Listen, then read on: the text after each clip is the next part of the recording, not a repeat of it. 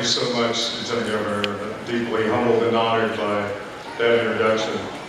And all the speakers here, how powerful are your messages of truth and faith and hope.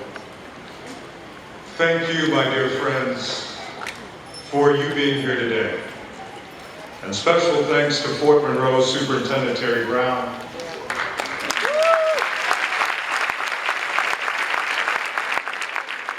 his amazing staff and volunteers, as well as our incident management team, for all their work in making this anniversary weekend such a meaningful and memorable experience.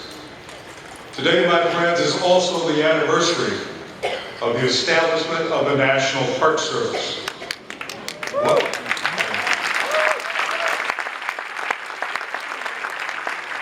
103 years ago today, Congress created the National Park Service to ensure that our nation's most extraordinary places and stories would be protected.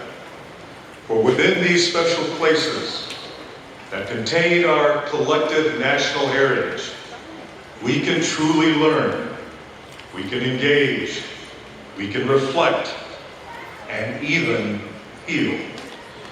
So it's very appropriate that we are here in a national park to recognize a powerfully significant moment in our nation's history, when enslaved Africans on board the White Lion were brought ashore at this very historic place. That act set in motion a legacy and narrative which we continue to confront today. It is a narrative that involves centuries of African American enslavement and systemic inequality. The story of the African American experience over the last 400 years is truly complex.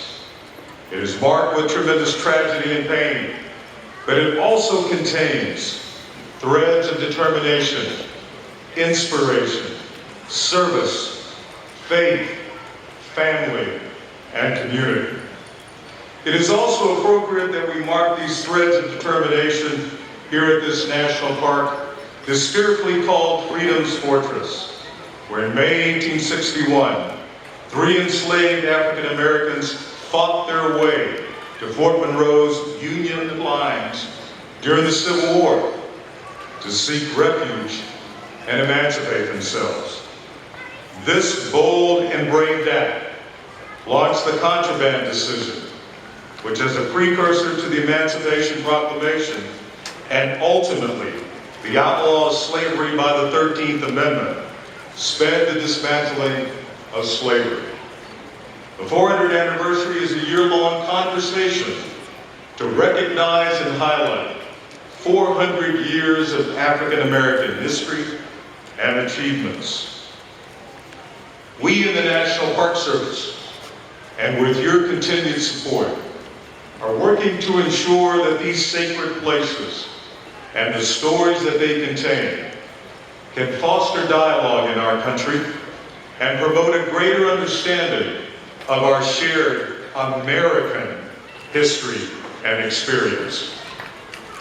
So, as the bells have rung here and in national parks around the nation today, may their echoes remind us of what occurred at this historic place, so that we will always remember, so that we may heal, and so that we may celebrate all of the future generations to come.